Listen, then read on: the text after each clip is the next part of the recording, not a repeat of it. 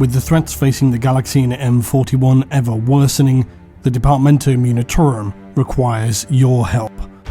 Deploy your forces today in Tacticus, the ultimate Warhammer 40,000 mobile strategy game, featuring fast-paced tactical battles, a rewarding progression system, turn-based PvE and PvP battles, collaborative boss fights, and a rewarding gameplay cycle of progression, achievement, grind, and strategy.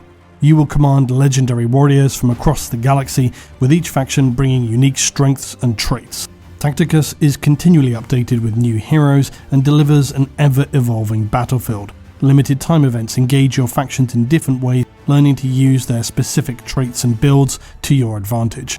If you're new to Tacticus, now's the perfect time to jump in, as Tacticus campaigns can be played as a mirror whilst taking on the enemy role and securing components to ensure your squad strength will become critical. There is ever more to explore in Tacticus than you may well expect, so take command today, learn to crush your enemies, and lead your faction to victory.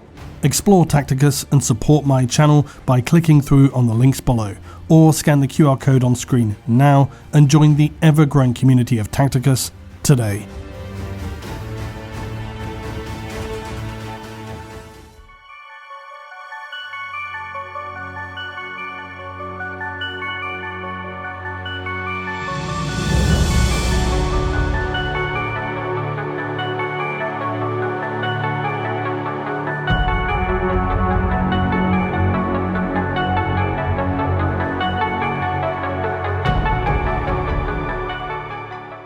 We return to my series asking what would domination of the galaxy look like via the lens of a specific faction.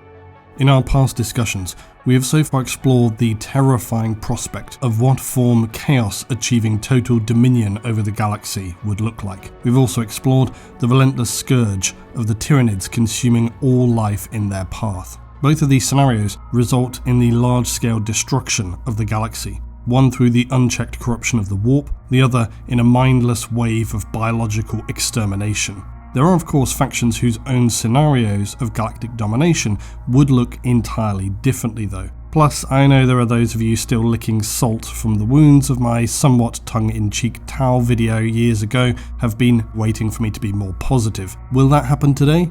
Maybe.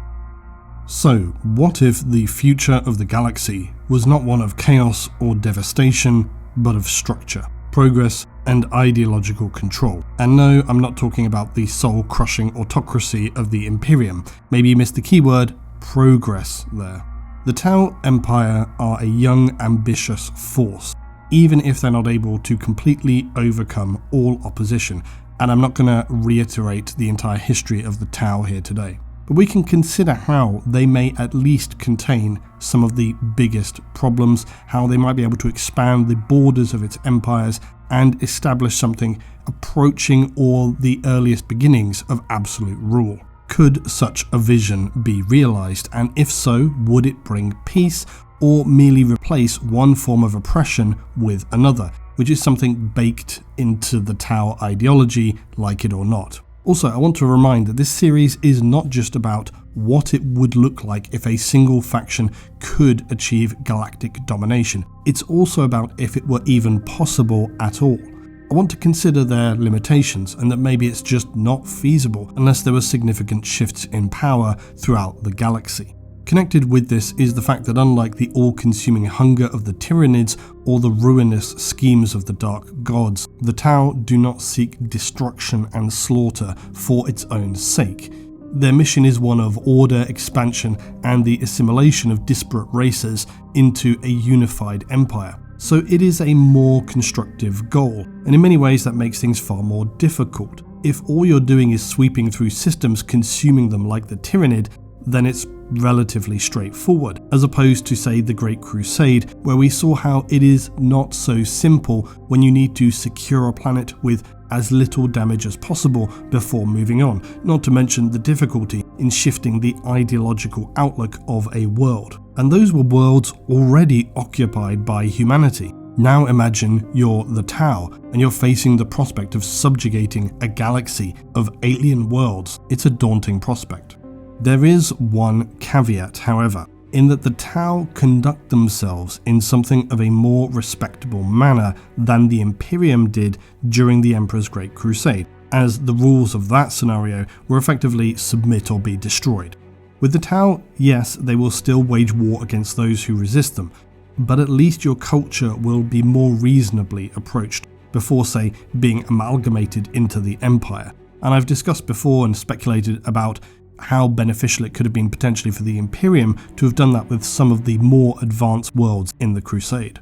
Nonetheless, this doesn't equate to making missions of conquest any easier, but it's perhaps more appealing to be offered something alternative to the Imperium beating everybody into submission and then cutting away the wastage. The philosophy that drives the Tau is of course known as the greater good. It is their ideological framework designed to unify the galaxy under a single cooperative system. To some, this represents the best hope for an alternative to the cultural and technological stagnation of the Imperium. To others, it is an insidious form of mind control demanding absolute submission of all who fall within its purview. So as I said, when we're considering any civilization in this series, the question of whether the Tau could achieve total galactic domination is not simply about straight military conquest, it's about cultural amalgamation and integration, logistics, diplomacy, and the capacity to sustain such an empire across thousands of years. So the existing context from the Imperium having done this already is more relevant here. It is easy to make sweeping generalizations about the Crusade and that it boiled down to independent worlds facing the choice of submission or destruction. But to preserve my video comment reading sanity, yes, it was very obviously far more nuanced than this. But my point is simply that the Emperor had little patience for variable rates of adjustment in the new Imperium. The man literally damaged Astartes' genetics just to grind out more of them and push through the Crusade. Planets that survived the Age of Strife had been so long disconnected from other human worlds that they'd further developed their own cultures. The Emperor sought to sweep this away, and so when the Astartes arrived in a world, they would very often bring huge numbers of the Imperial army with them to then garrison and stabilize a world. Alongside this, they had iterators and all manner of diplomatic negotiators who would assist in steadily deconstructing whatever ideology a planet had developed and redirecting it onto the path of the imperial truth. And a small aside about the word bearers. The word bearers often are just thought of as this group who tried to push this religious view onto new worlds during the Crusade, that the Emperor was a god. And that was true. But also they were more sensitive and took a longer period of time to instill these ideas in new worlds, so much so that they became bogged down in planets where they were trying to convert them. And the Emperor basically said, "What on earth are you doing?" And they had to have an investigation about why it was taking the word bearers such a long time to progress with the Crusade, as opposed to other legions who were just smashing through from one world to the next. It was not always easy though. Some worlds folded almost immediately and were welcoming of the Imperium. Others resisted heavily and took years of occupation and struggle to be reforged in the vision of the Emperor. And of course, this is the trouble when you're on a vast mission of conquest. And it's why the Astartes legions were so necessary, as they were not only a conquering army, but a strong deterrent to a collapse of all the ground they had secured behind them. In fact, that was another reason why, over time, recruitment for the legions was so necessary. They lost Space Marines during the Crusade, not just to the attrition of war, but also the need to garrison a small force on some worlds to maintain its stability, usually bolstered by the Imperial army. All of this is to say that for the Tau, one of the greatest obstacles to any expansion is this logistical challenge, in not only the required weight of numbers and material required for galactic rule, but also the ability to secure planets and then use them to bolster future efforts, as was done in the Crusade. Many planets in the Crusade became strong recruitment centers for the Imperial army that was continually needed in the expansion of the Imperium.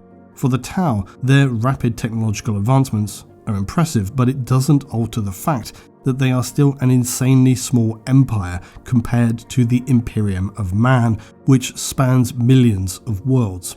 The Tau are also significantly hamstrung by their lack of warp-based faster-than-light travel, which is a severe limiting factor, not only to the speed at which they can expand, but also to respond to distant threats. Although I suppose the Imperium is not exactly bringing its A game in that regard either, with fleets turning up to an Imperial system centuries too late to find nothing but ash and ruins. That scale, though, of the Tau Empire as it stands is a major problem. I think often people do not realise just how small comparatively the Tau are in the state of the galaxy, despite them being a major faction.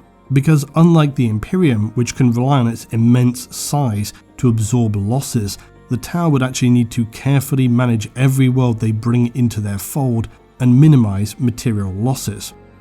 I think it's fair to say that without a revolutionary breakthrough in interstellar travel, the Tau's expansion would likely be outpaced by the natural growth and resistance of the galaxy's older, more entrenched powers. Most often the reason the Tau still exist is that they're just not worth dealing with most of the time. This isn't to say that they're not capable of winning battles, but their expansion is so slow, the resources required to deal with them are just better spent elsewhere. Perhaps the most intriguing question in considering Tau domination is whether their rule would truly be the utopia they claim it should be, the Tau outlook being that galaxy free of war where all work together in harmony.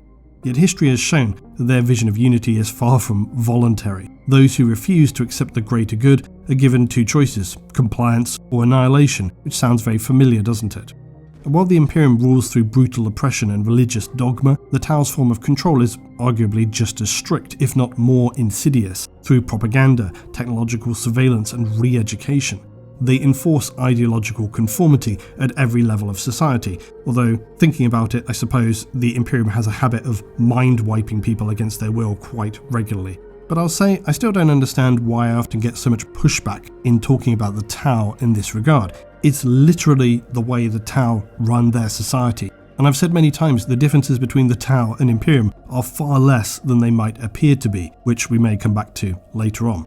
But the question remains, would a galaxy ruled by the Tau be a place of constructive advancement and, dare we say it, peace? Or simply another form of totalitarianism masked behind the language of progress and unity? Oh sorry, I was forgetting you can't see me sarcastically nodding along, can you? For the Tau to rule the galaxy, they would need to overcome every major power, or at least be in a state where they can push back against them. They would need to establish an infrastructure capable of governing a near limitless domain and sustain their ideological cohesion for millennia. To overcome doesn't necessarily mean to destroy either. It simply means that they could find a means or scenario by which to deal with the more existential threats like the ORKS, Tyranid and Necron. They also would need to avoid the stagnation and collapse that has crippled other great empires before them. So the journey to total control for an empire like the Tau would not be a simple matter of conquest. It would be a war requiring a multi-phase strategy. Diplomacy, ideology, logistics and endurance, as we've talked about. Could the Tau truly dominate the galaxy? I think it leans toward the more unlikely side of the scale than the likes of the Tyranids, Chaos, Necrons and Imperium. Also, because of the limitations and the time scale to which this would take place over, I think today we will be doing more of a Tau expansion as the first foothold is secured, being the most vital. But I think given some other circumstances, there is viability to their expansion in a broader sense. As I said though, the more interesting question for me is, if they did so, would the grim darkness of the 41st millennium be replaced with a true golden age, or merely a new kind of oppression? This is what I'll seek to consider and understand as we explore the fate of the galaxy under the rule of the greater good.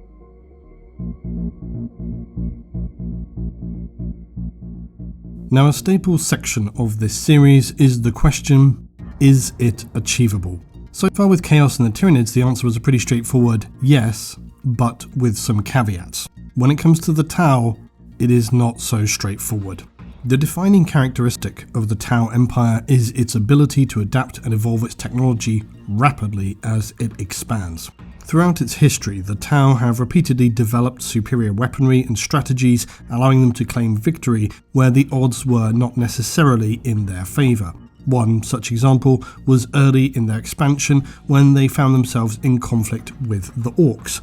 The situation looked very grim, but the development of pulse rifles and superior armour technology by the Earth caste enabled them to counter the grinding resilience and the brutality of the ORKS. So in the Tau, we often see what is observed in real-world warfare, where the urgency of conflict accelerates innovation. Now, the Tau already developed technology faster than others, either due to the fact that those, such as the Necron, are at a developmental dead end, or through their culture of stagnation, like the Imperium. So it's somewhat ironic that this rapid technological advancement reflects human history, where progress surges forward in times of war under the pressure often of necessity. Yet now here we are in M41, where the Imperium, despite being in a state of constant war, has ground to a halt in its development. Yet the Tau, driven by their expansionist goals and relatively small population, embody this philosophy of keeping all options on the table and seeking solutions to impossible problems. Unfortunately, despite their strength when it comes to innovation, the Tau's diplomatic acumen is less refined. While they have successfully incorporated many alien species into their empire, their interactions with major galactic powers have often been clumsy or outright disastrous. A striking example of this was their destruction of an Eldar maiden world, an act that deeply damaged potential alliances with the Eldari. However, probably worth noting that the Imperium of Man is far worse, having such acts many times over, and they still somehow managed to gain alliance with the Eldar, although likely out of their own self-serving goals, of course, but the point is missteps are not unique to the Tau.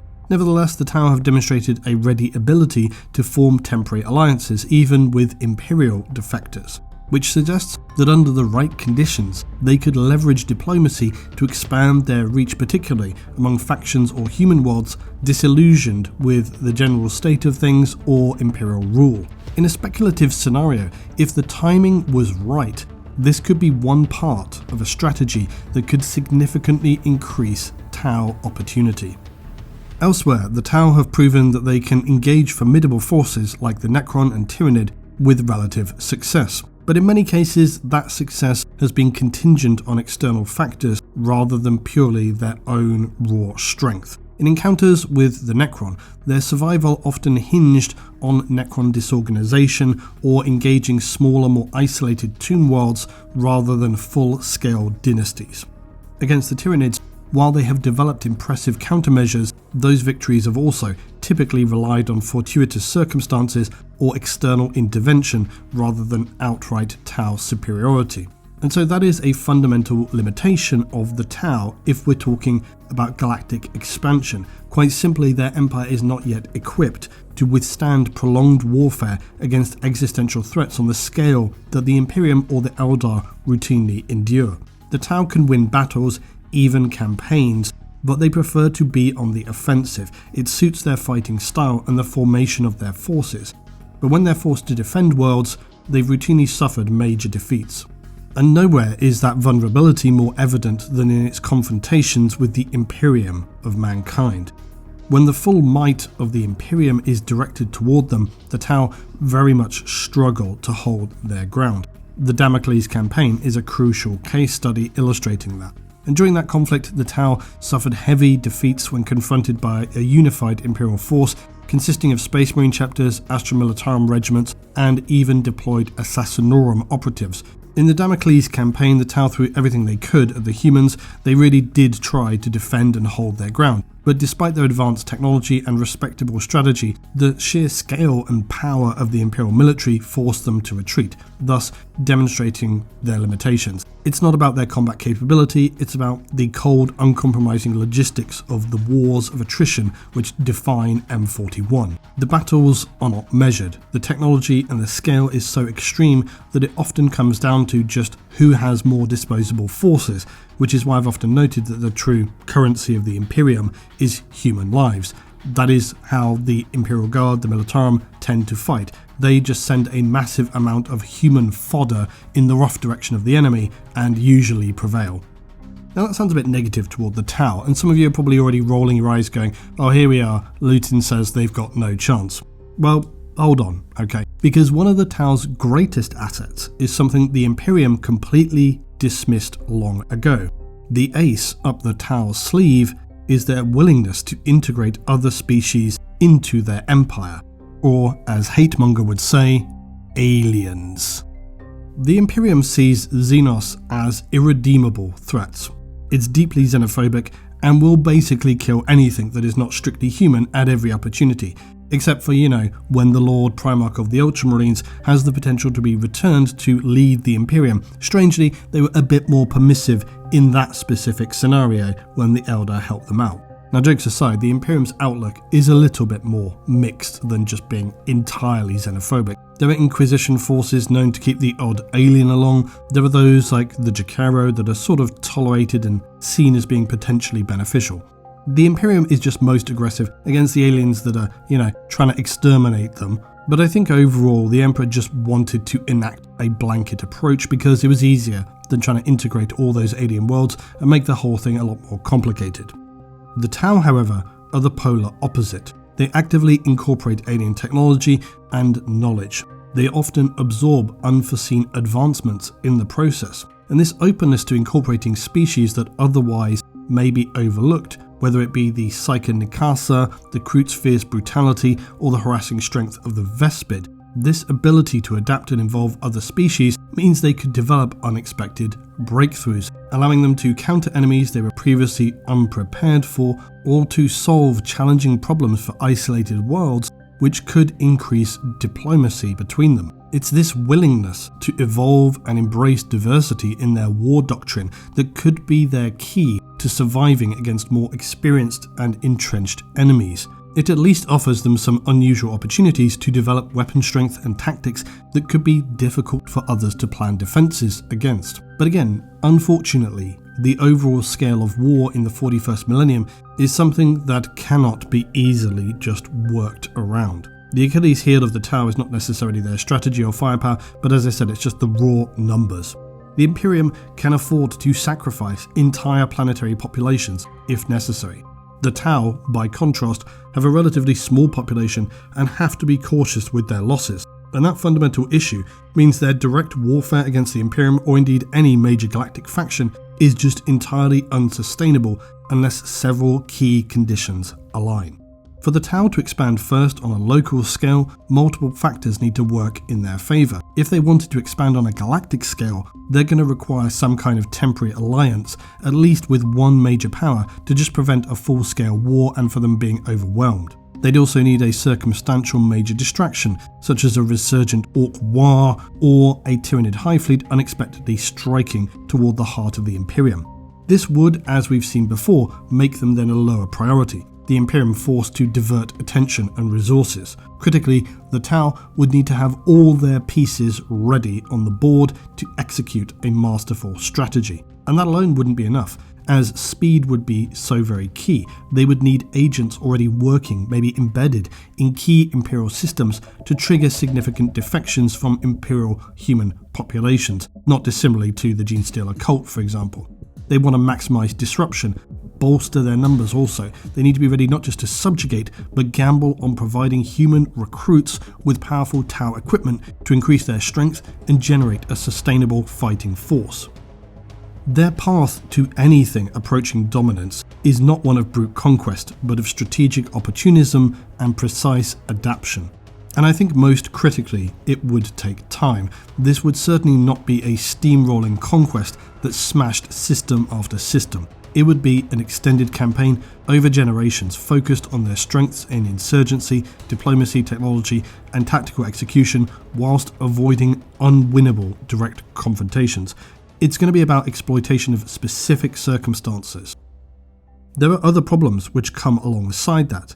Internal stability would present a serious challenge, because while the Tau promote themselves as a harmonious society where all castes and species work in tandem for the greater good, beneath that facade there are deep structural weaknesses.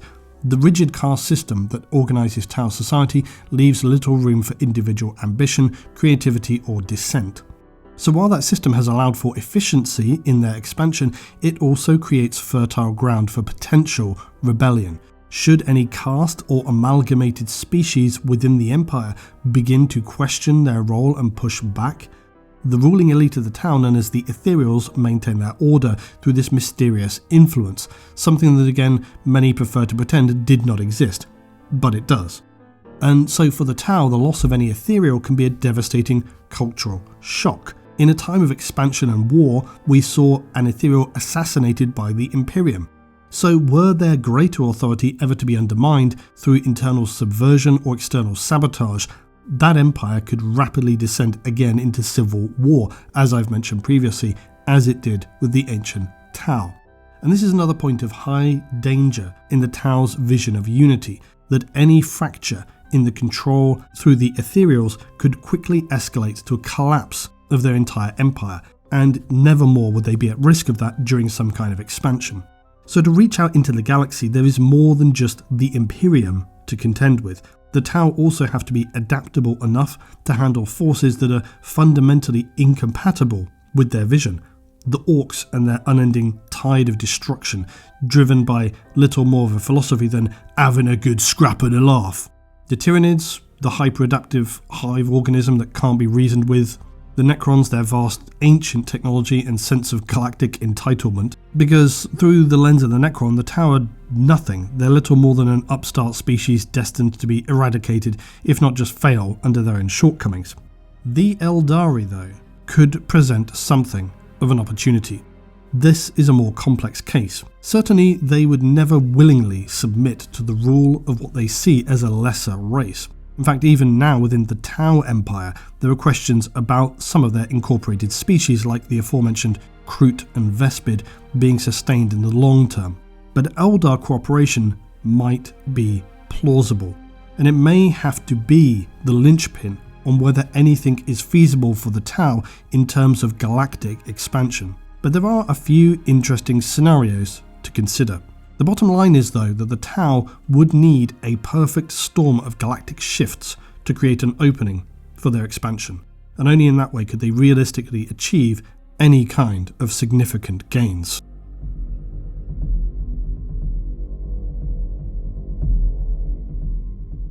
So now we're getting into a little bit more of the details when it comes to the Tau expansion. But before we speak to other factions, there is another unusual detail to consider.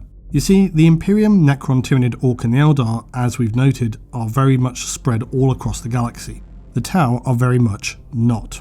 They occupy this tiny little region in the east of the galaxy, and that was even before the Cicatrix Maledictum, the Great Rift, made things considerably worse. Now, the Tau are basically trapped in this galactic cul-de-sac. They cannot reasonably travel to the north or to the east. To the south of their position is Ultramar and Macragge. Probably not going to be many worlds that are open to hearing the ideology of the greater good there, and if the Ultramarines could see off one of the worst Tyranid invasions in the history of the galaxy, chances are the Tau might not fare particularly well there. But the Tau are currently engaged in their 5th sphere expansion. The 6th sphere expansion is not particularly clearly defined yet, and that's still open to question where it's going to move to or its purposes. Now, there is only one main option for the Tau, in my opinion, and that is obviously to go west in the galaxy. And that brings them to a region otherwise known as the Charadon sector. Now, this is a tough one, as I will explain, but I genuinely believe the Tau securing part or all of this is not completely implausible. If it were implausible, then this entire discussion would be just a non-starter, and I'd have to do some serious speculative lifting. But I think it's possible. But what is the Charadon sector? Well, it is important actually. It's a strategically vital, heavily industrialized region northwest of Ultramar. It features forge worlds, manufactorums, and is a key contributor to the war efforts of the Imperium. It has also long been a battleground for this reason, its resources and its strategic position attracting numerous Xenos and Chaos incursions. It's been subjected to the frequent targeting of orcs who covet its rich industrial resources, and the usual suspects of Chaos cults, Dark Mechanicum, and so on.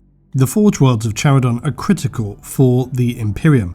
They supply Titan Legions, Mechanicus Skitarii Legion, and advanced war gear to the Imperium in general. What is key for the Tau is the contemporary weaknesses now seen in Charadon. Its future is very much open to speculation. Those existential threats have not gone away. But now, in the aftermath of a brutal campaign, it has suffered some of the most destabilizing wars. As the Tau leave their sphere territory heading west before Charadon though, they reach Idolim.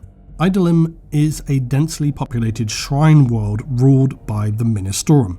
During the Crusade, the Wordbearers claimed that planet, fostering their worship in the Emperor as a god. But when they were reprimanded for their beliefs by the Emperor on Monarchia, the Wordbearers abandoned this planet, leaving it to face its own corrective punishment. They would only return later in what was known as the Battle of Eagle Gate, seeking its destruction, and they would fail. The Ultramarines pushed back against the combined forces of the Wordbearers, World Eaters, and Black Legion, but the decisive battle occurred between Cato Sicarius and a demon prince of the Wordbearers.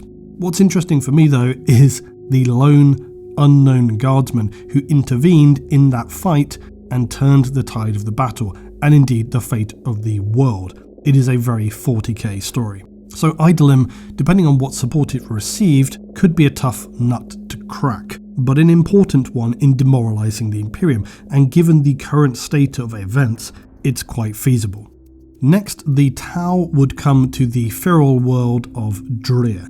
Not noted as being significant or really any description, therefore very likely ideal to build some kind of staging post and a new sphere for the Tau. Next is Altiv-4. This is a Mechanicus night world heavily polluted, a difficult world to break to be sure, a night world, but in isolation against the Tau, it's a matchup that I could see being plausible for them to overcome. After that would be a frontier world known as Borthreas. A frontier world is basically a planet that has some small outpost settlements and so on, but it's basically a resource extraction planet and little else. So again, no major defences or much of anything to worry about, a good planet for the Tau to secure.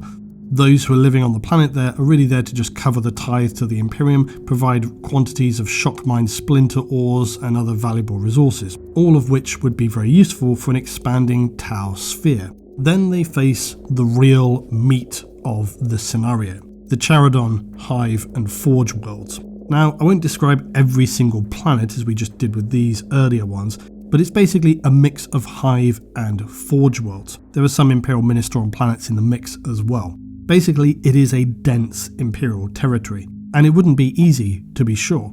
But ordinarily, I would say that this was a one-way ticket for any Tau fleet. Were it not for the fact that the Charadon sector of Forge Worlds is only just beginning to recover from one of the most significant conflicts of late in the Imperium. The self-titled Charadon campaign saw Typhus lead a Death Guard invasion, corrupting worlds and spreading a horrific plague across the sector, not dissimilarly to the Plague War which came across Ultramar.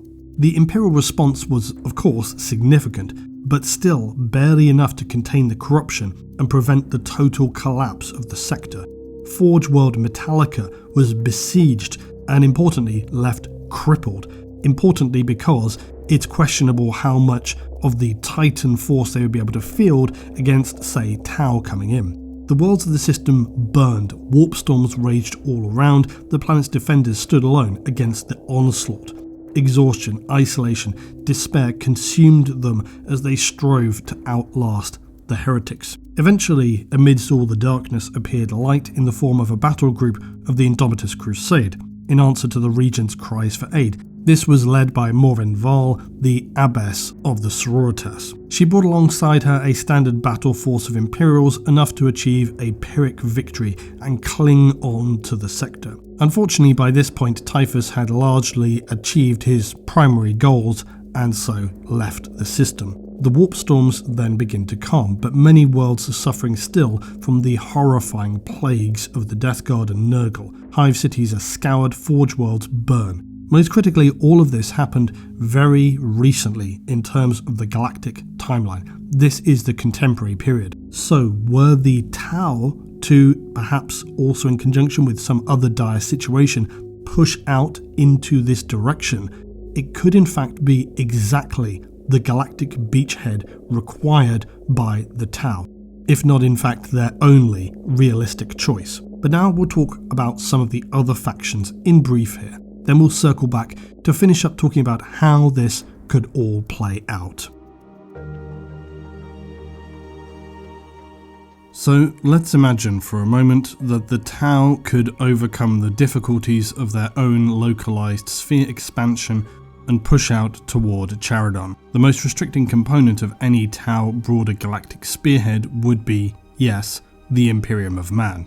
But while the Imperium is rife with inefficiencies, internal strife, and the stagnation of progress, it remains unavoidably the single largest military force in the galaxy, with a population scale that is, when taken as a whole, near to being inestimable. Thousands of years of steadily layered, over-engineered planetary defenses, and also protected by the fanatical loyalty and/or devotion of the Adeptus Astartes, Sororitas, Imperial Guard, and Inquisition. Not to mention, of course, the immense power of the Imperial Navy, the Mechanicus, and its Titans. Put simply, the Imperium is not an empire that simply collapses under pressure.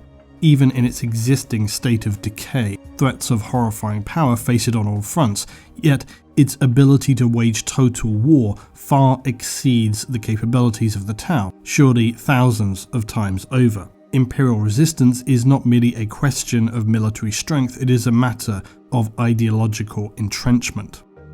While it is rumoured, definitely it's happened, that some worlds of the Imperium may have fallen into the spheres of influence of the Tau, the Imperium's belief in the divine right of the Emperor and its systematic rejection of Xenos rule makes any widespread cooperation challenging, if not impossible. In fact, the only reason, as we note, the Tau exist at all is that the Imperium has regularly had to deal with more pressing situations or other restrictive conditions, thereby preventing them from addressing the Tau in a more proactive way. If the Imperium really decided to exterminate the Tau from the galaxy, unless anything significantly changed, this would be well within the parameters of the Imperium's available military strength as it stands currently. So for the Tau to truly rise to dominance, something has to change there. The Imperium would need to experience a near total breakdown or be put under immense pressure. And that is also well within the realm of possibility for the contemporary Imperium, and as will be outlined by me right now.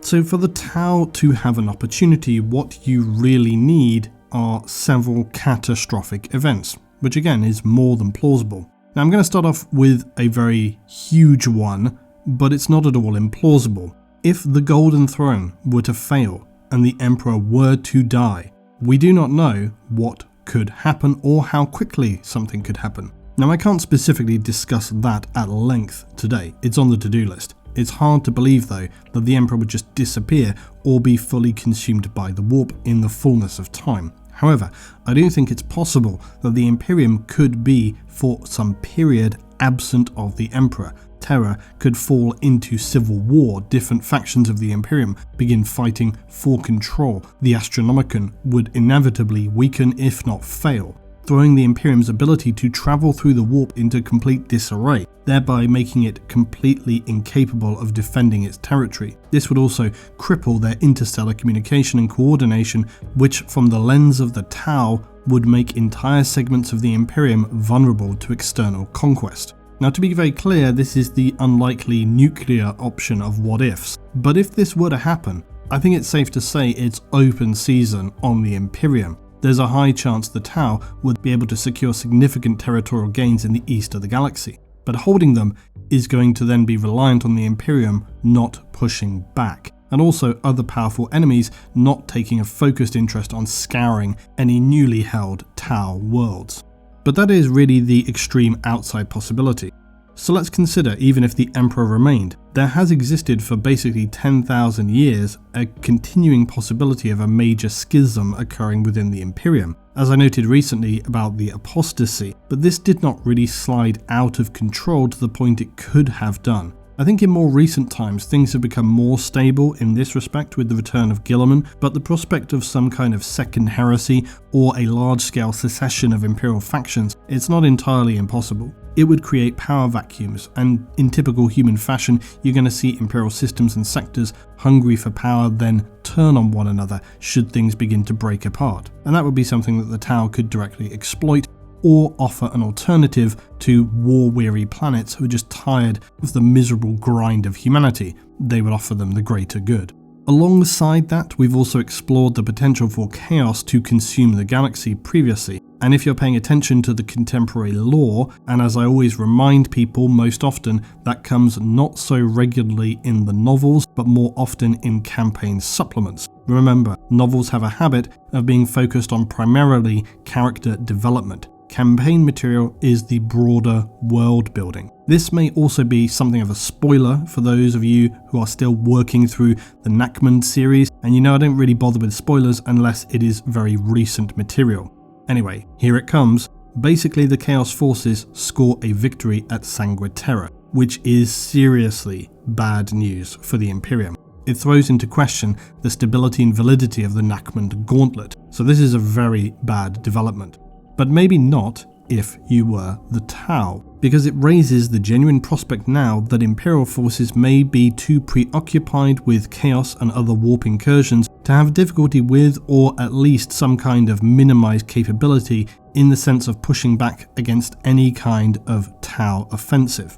There is though one small problem with this, and that is that the Tau Empire exists on basically the other side of the galaxy. So it's extremely unlikely that the Imperium are going to be really redirecting forces from the eastern fringe to the galactic north of Terra, which is where the Nachmund Gauntlet is. However, as we described earlier, the Death Guard incursion and assault of Charadon had a similarly devastating impact, and has left those worlds considerably vulnerable, which is great news for those such as the Tau.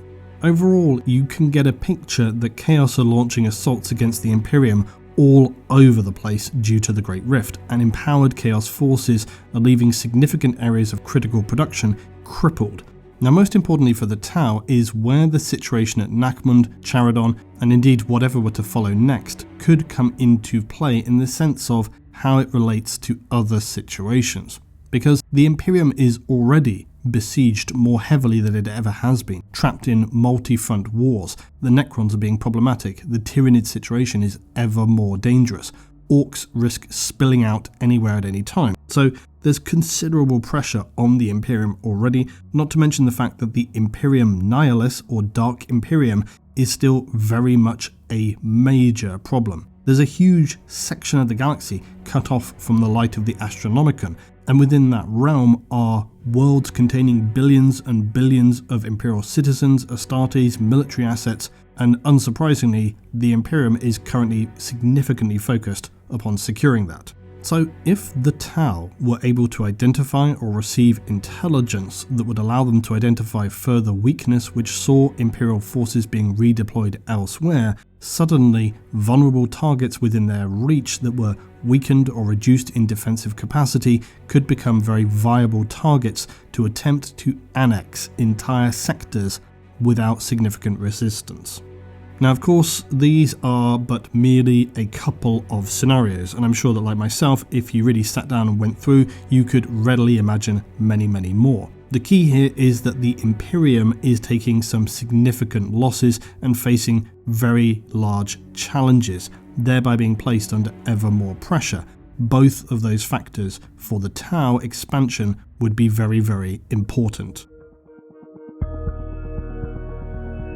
Next are the Tyranids, and really I only need to mention this briefly because we well know that they represent an existential threat to pretty much every faction in the galaxy. And while the Imperium, due to its territorial spread, bears the brunt of these invasions, the Tau have already faced hive fleets before, notably Hive Fleet Gorgon. So if the Tyranids focus their attacks primarily on the Imperium or another major faction such as the ORKS, that's going to buy the Tau the time they need to expand, fortify and develop new technology without fear of being heavily targeted. Alternatively, if a large portion of the Tyranid hive mind were to be lured deeper into the galactic core, perhaps by some massive psychic event around Terra and the Emperor, or just another great psychic beacon being triggered somewhere, the threat they pose to the outer galactic regions is going to diminish, and that's also going to allow the Tau to claim more worlds. So it's a pretty straightforward scenario really when it comes to the Tyranid, because from the Tau perspective, all they really need is for the Tyranids to keep doing what they are, harassing the Imperium and also not focusing on Tau territory. Similarly with the ORKS, as another of the most numerous and unpredictable species, the ORKS remain enjoyably a constant wildcard. So let's go with the simple one first. If a massive Ork war were to launch itself at the Imperium, Chaos, the Necrons, whoever really, this is going to draw attention away from any prospective Tau expansion. The chances of that happening at almost any moment are pretty even odds. A worse scenario would be for some Ork war boss on the scale of Ghazghkull Thraka, if not actually himself, to unite countless Ork warbands and again lead a world-ending war deep into the Imperium, as it has done in the past. Again, this isn't very complicated stuff. This would be a major problem for the Imperium, and one that importantly they could not just slow down and ignore. They'd be forced to deal with it and minimize therefore other issues. And really, in terms of galactic war, the Imperium is very often dealing with things in quite a triage mentality. Such an action of the ORKS is going to destabilize systems and entire regions of the galaxy, thereby forcing the Imperium to redeploy massive quantities of material against them, all of which is going to be very beneficial for the Tau attempting to steal and expand other corners in the galaxy. Another possibility were if the Tau found some way by which to manipulate Ork behaviour, not dissimilarly to how Imperial Inquisitors have in the past directed Xenos toward one another to create some locked-in battleground as seen in Octarius. They could then trigger a conflict between different warbands, potentially leading them toward an entirely different front or blocking an area for the Imperium, and in that way they could either use ORKS as a distraction to weaken rival factions, sweeping in to then claim territory. Or maybe they would try to create a situation of two groups of orcs fighting one another, and the momentum of this inevitably ending up in a war. And if this was to be directed through some clever Tau strategy or technology, which I could fully believe would be feasible, they may be able to lure those orcs toward a key Imperial installation, which could be timed precisely to when the Tau were launching an offensive in other systems. In terms of Charadon though, there's a danger that the Orks could take an interest in a collection of weakened Forge worlds. So there is the dire scenario that if the Tau were able to move in there, they would then inevitably pay a price themselves as Orks arrive en masse. And that could be a devastating situation for the Tau, because potentially they could end up with a net loss in terms of material energy spent and having nothing to show for it. The Necrons, of course, are one of the greatest long-term threats to basically any faction that hopes to rule the galaxy, but the key phrase is long-term. While the Imperium and Chaos actively battle one another, the Necrons are still slowly awakening, and many of their dynasties still lie dormant. If the Silent King or any of the other significant figures among the Necron were to suddenly accelerate a campaign to reclaim the galaxy along with the material forces to do so, that's going to be a major problem. But I would quite honestly imagine you might see some sort of Imperial Eldar alliance at that point to wage war against the Necron purely for their own survival. Now, while that may be good for the Tau in some respects, the Necrons have some truly insane technology, so overall it probably wouldn't play out very well for the Tau one way or the other. But I don't want to repeat myself either and say, oh well, the Tau could just deal with the Necron later. That's not a scenario that seems likely in the timescale that we're thinking about here. So really the Necron either need to stay as they are in a semi-dormant state, or be preoccupied with other things in order for the Tau to have even half a chance of expanding. Which luckily is pretty much what the Necron are doing at the moment. They're expanding their Pariah Nexus areas, which nullify psychic activity, and it does appear that they have some sort of long-term plan to deal with or close the Great Rift, which could be a major factor in the power struggles within the galaxy. But the Tau are just really not even on their radar, which for the Tau is a very good thing. So then we have the Eldari. Now both the Craft World and Drukhari Eldar pose an interesting challenge. While they are greatly weakened by M41, their ability to strike with precision, power, and to manipulate galactic events through foresight means they could still be a major roadblock to Tau expansion or an amazing potential ally. So first of all, if we're considering the Craft World, we could well imagine them suffering a further significant blow, perhaps the complete destruction of a major Craft World or an unforeseen war with Chaos or the Necron breaking out. Again, innumerable scenarios that just work to make things easier for the Tau or prevent the Eldar from bolstering other enemies like the Imperium.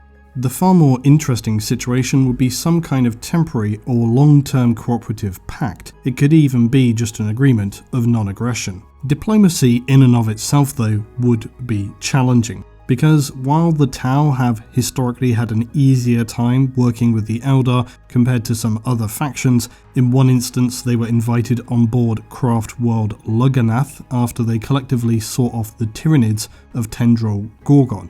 But that was an unusual instance. And while there may be some potential inroads with some of the Eldar, it is important to note that they have also just been completely ignored by them, because the Eldar see the Tau as being entirely beneath them and just irrelevant. I think for context, remembering that despite the Imperium humiliating the Eldar regularly with brutal defeats, the Eldar still see themselves as better and a higher form than the humans. So the Tau certainly will not fare much better. If the Eldar were ever to entertain working with the Tau, it would be because it offered them some existential benefit. All of that being true, the Eldar, like we say, are in a dire situation of late. Many Craft Worlds are losing souls also to the Inari, Bealtan was devastated, and generally there are just schisms in the Craft World Eldar. You have figures like the quoted Eldrad Ulthran at the start of today being a disruptor. The point is, there is, I believe, room within the Eldar somewhere for a portion of their number to be open to engaging with the Tau, most especially if the Tau can show their strength in expansion. But the Eldar have suffered greatly in recent times, and something like this would not be entirely implausible. If the Tau could convince the Eldar that their expansion was a preferable alternative to full Imperial resurgence, which it probably very much would be, then they may be able to co-opt their influence rather than suffer their resistance. And I think another interesting aspect is that this would be a scenario that is not one of destruction, as we saw with Chaos and the Tyranids, but one of a constructive, growing alliance, which makes quite the nice change. So lastly, I have to include this one, and I do apologise for the repetition, but for the sake of completion, one of the things that the Tau need to overcome is not an enemy, but their own limitations. Because even if every external factor is aligned in their favour, the Tau themselves would still need to undergo significant transformation to handle anything beginning to approach a galaxy-spanning empire.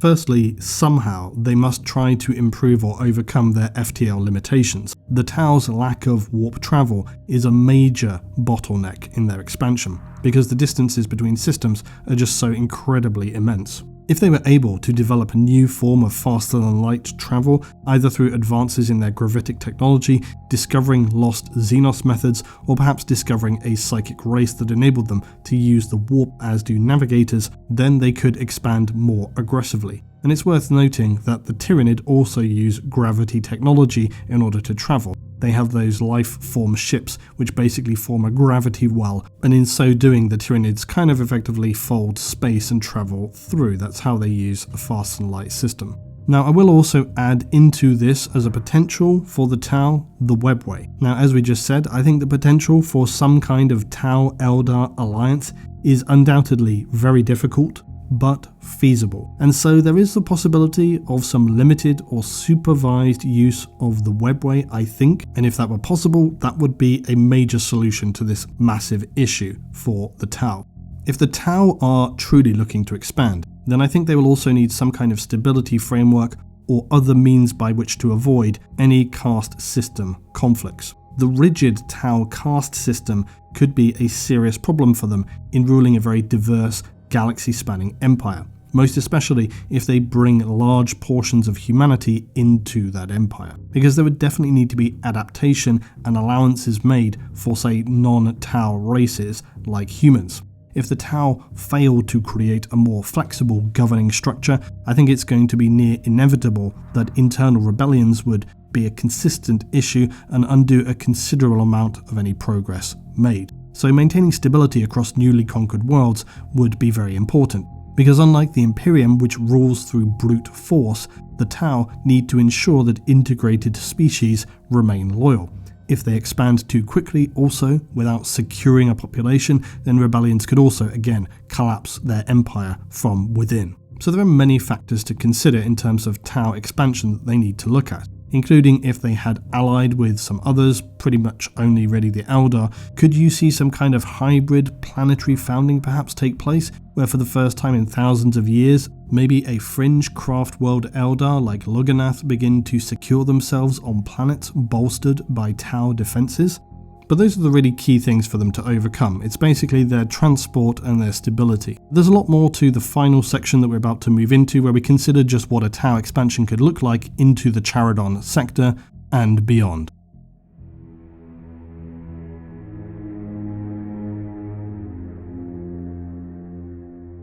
So now we come to the meat of things.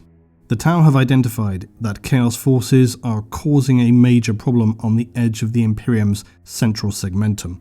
Elsewhere, the Tyranid are breaking out, and it is clear that no immediate support is being redirected to the eastern region of the galaxy. Before launching their offensive against the Charadon sector proper, the Tau need to establish a stable logistical network that could support their war effort from their current territory, given the distances involved. This requires the occupation of a series of critical planets that would serve as supply hubs and staging grounds. The first step in this process is the conquest of the shrine world of Idalim.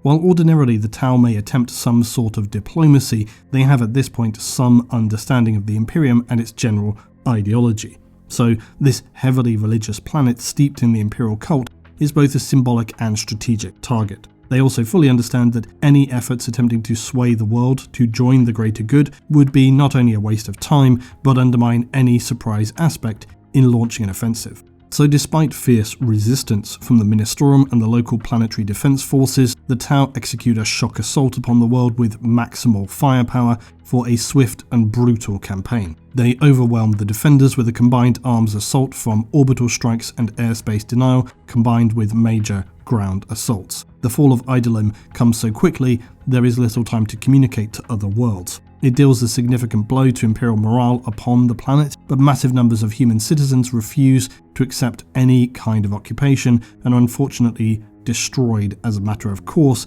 to reduce the possibility of uprisings.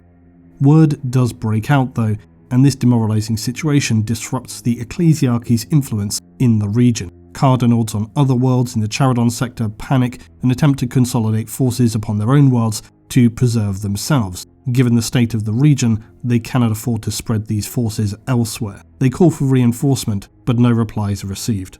The impact of the fall of Idalim is a double-edged sword though, for while it may allow easier subjugation of neighbouring systems, cardinal worlds in the Charadon sector are now likely aware of future actions and are preparing their defences, as well as notifying other planets in the systems. For the Tau though, they have made a sufficient staging point, and moved to repurpose key frontier worlds next, such as Drir and Borthreas. These planets once home to scattered human settlements and primitive feral societies that swiftly transformed into advanced logistical hubs. The Earthcast work quickly to establish supply depots, manufactories, and drone-controlled fortifications, ensuring that the newly acquired territories could be integrated seamlessly into the Tau's growing sphere of control. Not all, but some of the human population are absorbed into the new world by the Tau, especially on the feral world, who are more than happy to be granted this opportunity. In securing these worlds, the Tau create a stable corridor linking their existing empire to their intended target in the Charadon sector. With supply lines firmly established, the true campaign can now begin. Now, just as a reminder, the Tau invasion here is my speculative scenario. It's my headcanon of what could take place. The actual state of Charadon is guided by the most recent descriptions given to us after the withdrawal of Typhus's forces.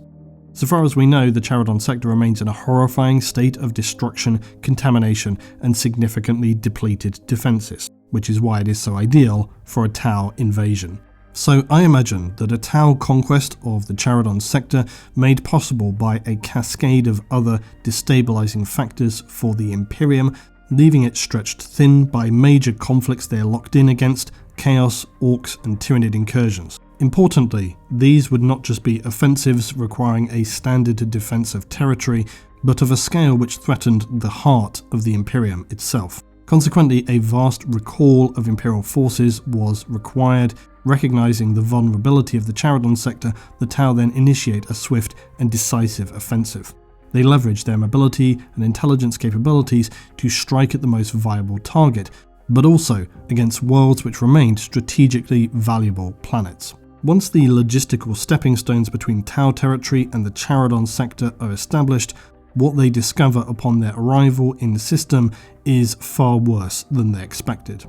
Many of the planets targeted for conquest are in fact in a dire state, ravaged by war, pestilence, and decades of Imperial mismanagement. Cities are reduced to smouldering ruins, streets are still choked with the bodies of the dead, infrastructure is crumbling, entire continents are uninhabitable by the unchecked spread of the pollution, radiation, and the plague corruption of Nurgle. Many of the surviving populations were very sick, malnourished, and living in a state of near total despair, clinging desperately to their faith in the Emperor as the only thing keeping them from utter collapse. Anarchy had followed in the wake of the Chaos withdrawal, where mutants, rogue servitors, and other malefic entities continued to roam. Few found cause or opportunity for Imperial celebration. The prime industrial cluster within the Mechanicus Forge worlds were also heavily infected. For example, upon Forge World Metallica, mutated growths were seen throughout mechanical surfaces and corrupting its ancient data network. While initially the Mechanicus had appeared to contain the phage through a massive network purge, many cycles later the disease appeared anew, and it has since appeared again and again in an endless cycle of manifestation and purgation, all of which was terrible for the Imperials who survived. But upon their first engagements, this equally presented an immense challenge for the Tau, because they were not simply conquering an enemy, but engaging upon worlds teetering on the brink of ruin and that faced them with very real threats of contamination for themselves. Their military campaigns had to be urgently adapted to this war zone, accompanied by massive logistical efforts to stabilize what remained of these devastated planets. Pathfinder teams and stealth battlesuits would infiltrate key locations, not just to scout them, but also to assess the viability of planetary reclamation and the stabilization of industrial facilities which were at risk of going critical. Initial attacks had to be carefully coordinated to minimize the collateral damage and prevent what little functioning infrastructure remained from suffering complete destruction. So the initial attacks were not sprawling planetary invasions. In fact, that would have been entirely counterproductive. There was no need for this, other than on some of the Forge worlds which had remained more substantially intact, or upon those which had been reinforced with some of that relief force from Indomitus. But most of that had moved on to now other, more pressing engagements. So the Tau would deploy precision strikes executed through Manta missile destroyers or Orca dropships, the latter deploying hunter cadres directly onto Imperial command centers, communication hubs, and planetary defense stations, all of which were not at all prepared to repel an entirely new assault from highly motivated, fresh Tau forces. With these critical assets neutralized, the tattered Imperial forces were left completely disorganized and highly vulnerable. In line with their greater plan, though, these units would be deluged with propagandistic messages reminding them that although the enemies of the warp had left, their own forces had abandoned them, as was evident by the fast securement of the planet, and that they were now very much on their own.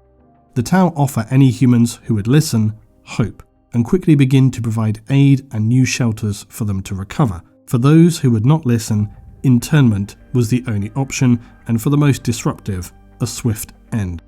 In time, the Tau knew with their experience in adapting and negotiating with aliens, especially humans, they could likely turn many of the battered survivors of these worlds to their cause. However, even with relatively swift victories, the reality of governing these shattered worlds weighed heavily on the Tau war effort. For while the process was repeated upon neighbouring Imperial worlds, the strength of these varied considerably. Some assaults took days, others weeks and months. On the most heavily entrenched planets, long-range bombardments by hammerhead gunships, broadside battlesuits, and skyrays further crippled the enemy defences, softening up targets before the main ground forces. The Tau strategy was not to commit to costly frontal assaults, as was typical of the Imperial battle doctrine. Instead, the Tau would focus upon dismantling Imperial resistance with surgical engagements. They often focused upon targets which seemed less critical to the defenders, but ultimately reduced their capabilities and readiness. Eventually, when the Tau broke out with true major assaults, they used primarily again the broadsides, storm surge, crisis suits, with bombardment from sun sharks and vast swaths of fire warriors. The Imperials collapsed readily. These initial Tau victories were all but assured given the state of affairs for the Imperials, yet their most difficult challenge for the Tau vanguard was still to come.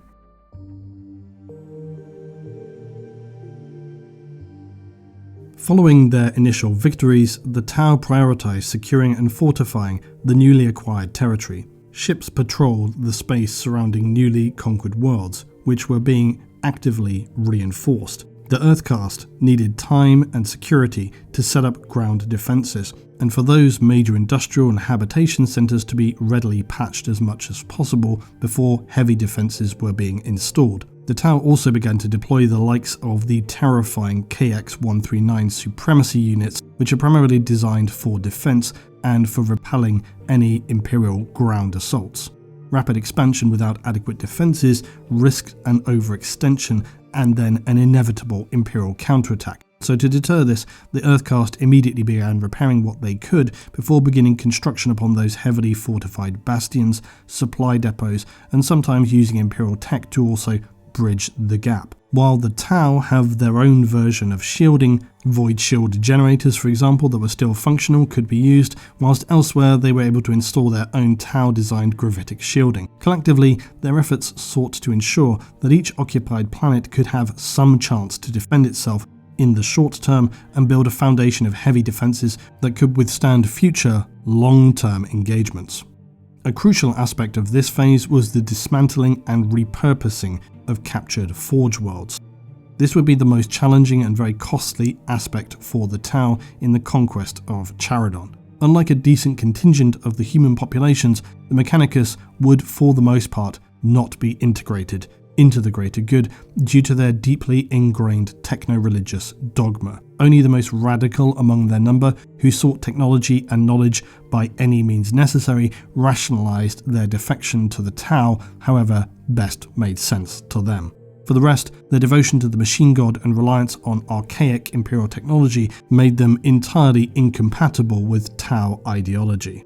As a result, the Tau waged a brutally systematic campaign to exterminate all vestiges of the Mechanicus, believing, rightly, that any element of their number could significantly disrupt their future installations. The battles deep underground in the Forge worlds were some of the most intense fighting seen, with stealth suits and fire warriors battling in claustrophobic conditions. The Kroot and Vespid were highly beneficial here, as they were able to easily move through the dark industrial terrain of the Manufactorums more readily than the Tau cadres.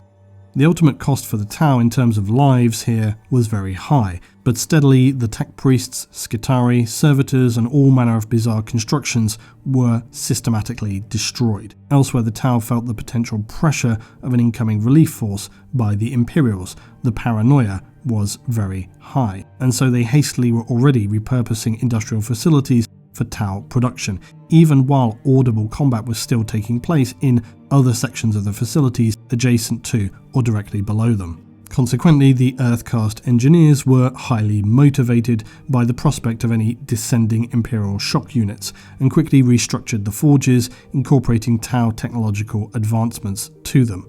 On the surface now, those same heavy battlesuit deployments XV-88 broadsides, Riptide, Storm Surges all formed static defensive lines designed to make any Imperial counter-assault prohibitively costly. Drone swarms provided automated defense solutions using Markerlight-assisted targeting to eliminate incoming threats efficiently, while shield drones were also deployed to mitigate the effectiveness of Imperial artillery and mid-range infantry fire. The Tau had learned significant lessons from the devastating and highly costly losses endured during the Damocles campaign, and seeing how the Imperials crushed them there now enabled their forces to maintain positions with what they had calculated should be considerably less casualties. But beyond raw military power, the Tau urgently needed to also leverage their ideological advantage to sway those disillusioned human populations. While a minimal percentage, 15 or 20% so far, had defected to the greater good, re-educating the remaining Imperial citizens had proved immensely challenging due to their deeply ingrained religious devotions. The influence of the Adeptus Ministorum and centuries of indoctrination had made it very difficult to supplant their belief in the God Emperor with the ideals of the greater good.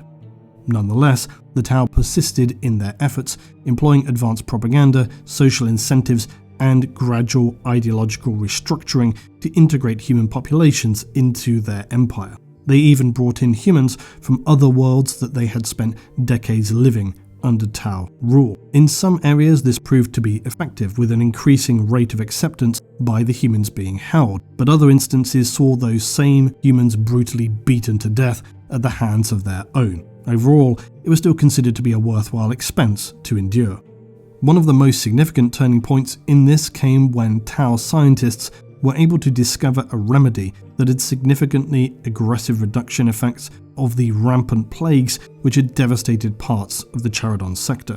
Utilizing advanced medical technology and insights from allied alien species, the Earthcast developed something approaching a cure which drastically reduced the spread and lethality of these infections. Unbeknownst to them, of course, this was in fact largely due to the reduction in warp storms and the strength of influence that was now steadily diminishing.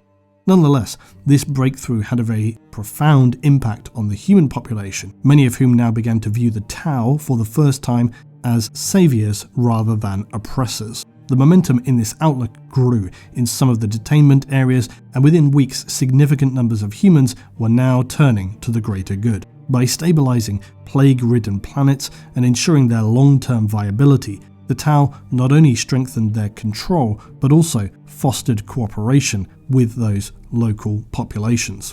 Unfortunately, while there were those who could now see firsthand the tangible benefits of Tau governance, others despaired at the manipulation of their own kind. Small outbreaks of rebellion had to be dealt with severely, and infighting was rife. Elsewhere, mass deaths were recorded by those no longer willing to accept the situation as it had played out. Overall, though, the conquest of the Charadon sector had become somewhat stable. The Imperium, only beginning to become aware of the situation, was still heavily locked into more serious engagements, and with few forces to spare, only new recruits from Imperial planets could be deployed here, along with some bulk fodder in the form of militias and PDF. A contingent of Astartes was sent to bolster morale, but their efforts proved ultimately futile. The Imperials would attempt to make a standard assault upon one of the occupied Forge worlds, but with little intelligence to go on, they made disastrous decisions, losing thousands of soldiers just in the initial deployment. The Astartes would have more success striking behind lines and engaging centres of logistics, in one case bringing down even a supremacy armour unit. But they were targeted aggressively by the Tau defenders, who had fully anticipated this, overwhelming them with the likes of the Kroot and Vespid. Contact with the deployed Space Marines was lost, and with few options remaining, the Imperial Task Force commander in orbit was taking heavy fire and had to make emergency warp translation to escape with less than 50% of the vessels they had arrived with. Upon receipt of this news, Imperial commanders raged. The Militarum commander in charge suffered a summary execution, and the remaining forces were sent to the front lines to face the horror of the Tyranids, who, unfortunately for the Imperium so far, had been unstoppable in their relentless assaults. Still, the momentum of those conflicts facing the Imperium had slowed to a degree, but not so much that it would allow any further deployment of forces to Charadon. The retaking of the sector was put on indefinite hold. Charadon was reported as having suffered devastating losses at the hands of the Death Guard, and now with the Tau having moved in, the Imperium realised there was little left to immediately save. In time, they rationalised they could easily return with a massive fleet to crush the aliens and scour them from the Forge Worlds. But for now, such efforts were just an inviable use of resources. For the Tau Empire, Charadon would be a massive achievement in every regard. Through an objective analysis of past defeats, a greater understanding of the Imperium and humanity, executed with surgical balance in their engagements, propaganda warfare and asymmetric strategies, the Tau had begun to transform the sector into a stronghold of the greater good. Their success in this campaign marks not merely an expansion of their power, but as I'll speak to in my final thought, a new chapter in the balance between factions across the galaxy itself.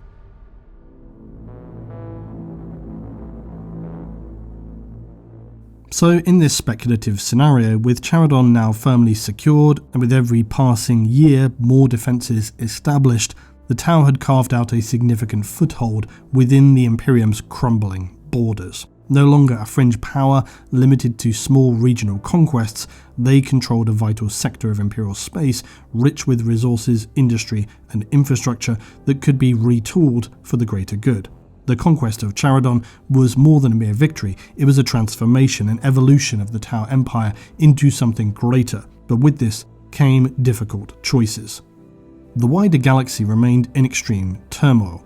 To the galactic west, the Imperium reeled from devastating defeats on multiple fronts, its overstretched defences struggling to contain the relentless tide of the Tyranid hive fleets, chaos assaults, and seemingly senseless, unpredictable Ork rampages.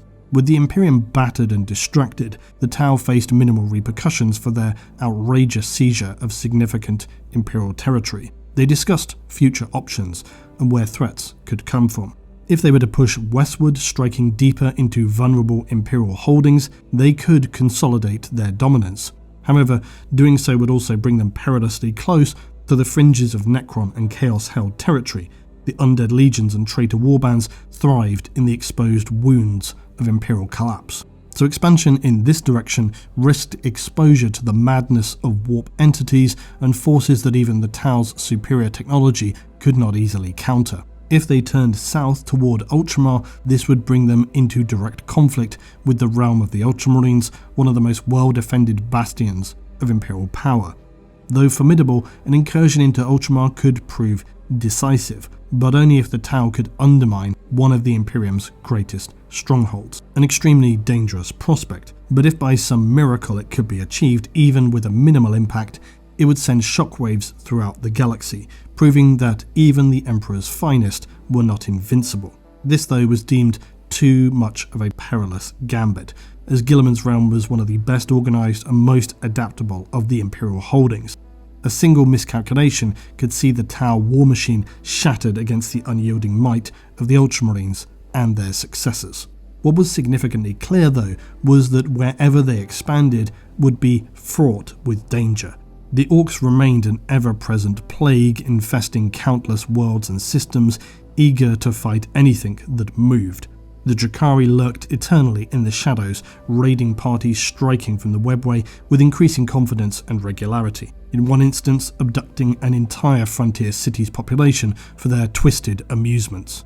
The Tyranid or Necron turning their attentions toward the Tau continued to be one of their most significant fears. The galaxy remained a battleground, and even as the Tau celebrated their victory, they knew that they could not rest for even a moment, as inevitably the next war was already looming. The only question was, would they be the ones to initiate it? However, what came next was not anticipated by the ethereal assigned to the Charadon sector, as the conquest here had not gone unnoticed. Watching from the shadows, the enigmatic Eldar of Craft World Alatok and others within the Eldari race had taken note of the Tau's achievement. Now Alatok have a well-known hatred for any other than their own race. However, through their initial observation, word spread, and soon craft world Lugganath, one of the smaller Eldar craft worlds, arrived to engage with the Tau. While a significant majority among the Eldar remained too proud to admit to the reality they all now faced, there were those who were well aware of the relentless threats which haunted them at every turn, and they saw in the Tau one of their only potential allies. Until recently, they had not considered the Tau strong enough to be worthwhile of any real attention, but now they began to see an empire that, unlike the Imperium, was not weighed down by stagnating views of knowledge, bizarre superstition, and an aggressive doctrine of absolute supremacy and extermination of all alien life, led by this unifying power of blind faith. Lugganath, having already dealt with the Tau, sent Eldar diplomats who were very welcomed by the Tau. Lugganath were always a smaller craft world. The name translates as the light of fallen suns. Their world rune, the Black Sun, is a reference to the lost glory of the original Eldar star systems, and it is said that the Lugganath Eldar have turned their backs upon the material realm, for they consider its worlds already lost. This is understandable, considering they have suffered many brutal acts from the likes of Chaos Forces and Drakari assassination raids. However, their ultimate plan is still to come to fruition. While some believe, and it is suggested, that they already reside in the Webway, which may be true, it is their ultimate plan to secede from real space entirely by finding a Webway gate large and stable enough to transport their entire craft world through, and then, within a hidden spar of the Labyrinth realm, create a new home. Which is interesting to consider, as some believe this was the plan of the Emperor himself. However, they are yet to achieve this, having cast off many of the rigid ways of Eldar culture.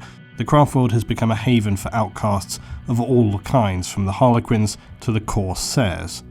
So, one may wonder, and for the purposes of today I consider, what if Lugganath entertained a short-term, and short-term for the Eldar could be 1,000 years, plan to assist the Tau, and in return they aid with the exploration of a solution for the Lugganath plan to leave the galaxy entirely.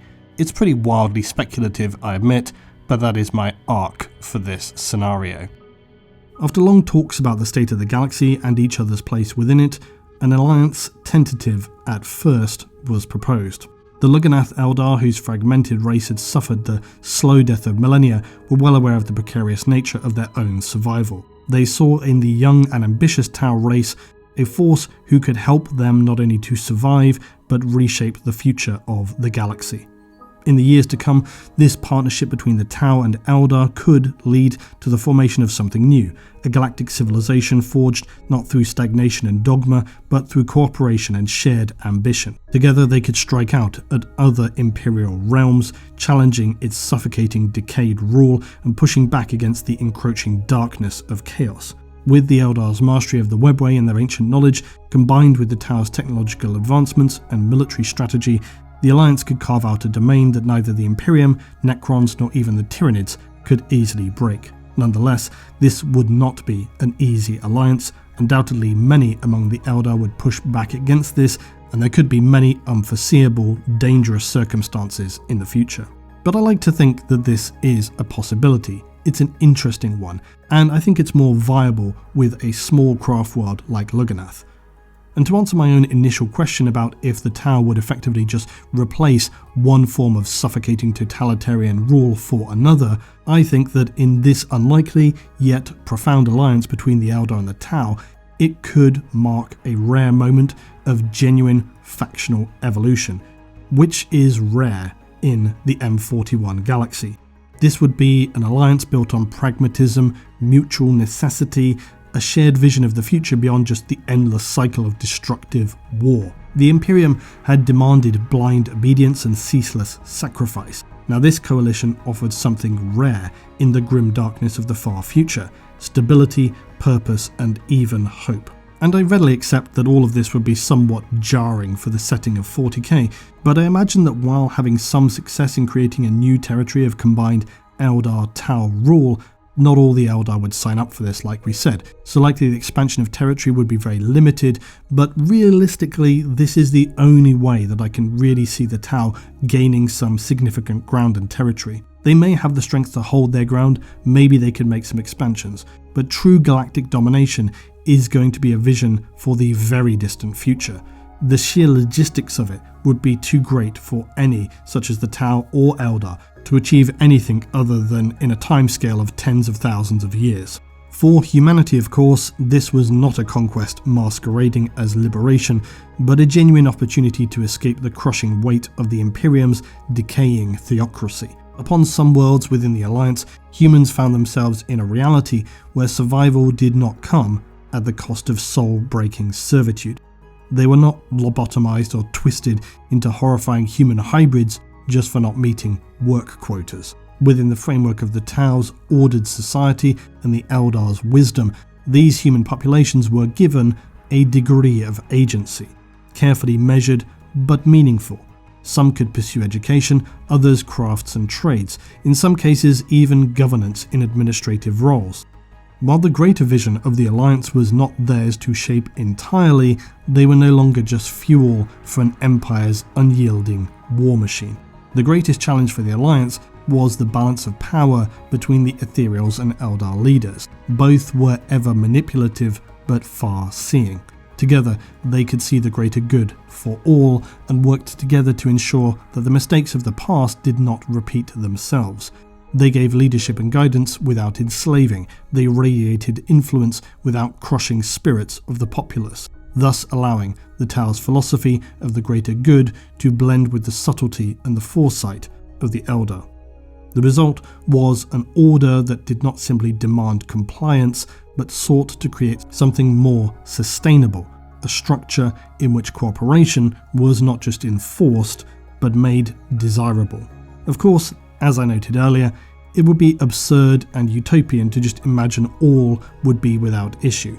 There would be a great many who would be unwilling to accept the change in both the Tau baby and the Eldar. Some Eldar would leave to pursue their own path, and among some of the humans, the most devout of the Imperium, they were never going to be able to see defection to Xenos as anything other than heresy and treason in its highest form. To those who had ever only known the grim hierarchy of the Corpse God's empire, such freedom felt foreign, even dangerous. Rebellions could occur, but were generally just crushed with minimal damage. And that is an unfortunate, depressing angle to something that had to be accepted as part of a painful transition toward a better future. But for those who could adapt and embrace this strange new paradigm, life under the Eldar Tau Compact isn't one of oppression, but of possibility. It's a rare anomaly in a galaxy defined by war, a fragile, meaningful peace, where even those with the smallest voices were not entirely lost amid a dystopian nightmare of imperial bureaucracy. So, as always, thanks for watching. I greatly appreciate your time and support today. I hope you have enjoyed this fully speculative imagining as to how the Tau could achieve something heading in the direction of galactic rule. If you did, please do like the video and also tell me below who you would like to see next when we return with the next episode of Which Faction Could Rule the 40k Galaxy. For today, I did know it would be impossible for me to lay out in the detail required a true galactic expansion of the Tau, but I hope that my musings have sent some thoughts about what that could look like were it ever to happen. In time, I could well imagine how such an alliance with the wisdom of the Eldar and the technological advancement of the Tau could even rise to overthrow the Imperium itself. The dream of the greater good, once limited to the fringes of the galaxy, now had the potential to reshape the stars through the webway access granted by the Eldar. United, they could forge a new golden age, one where reason triumphed over superstition, genuinely this time around, where progress replaced stagnation, and where the horrors of chaos, the Necron and Tyranid were finally pushed back into the abyss. I would see the Tau's success in this initial campaign as being marked not only as a consolidation, but also the beginning of a new era in the galaxy's ever-shifting balance of power.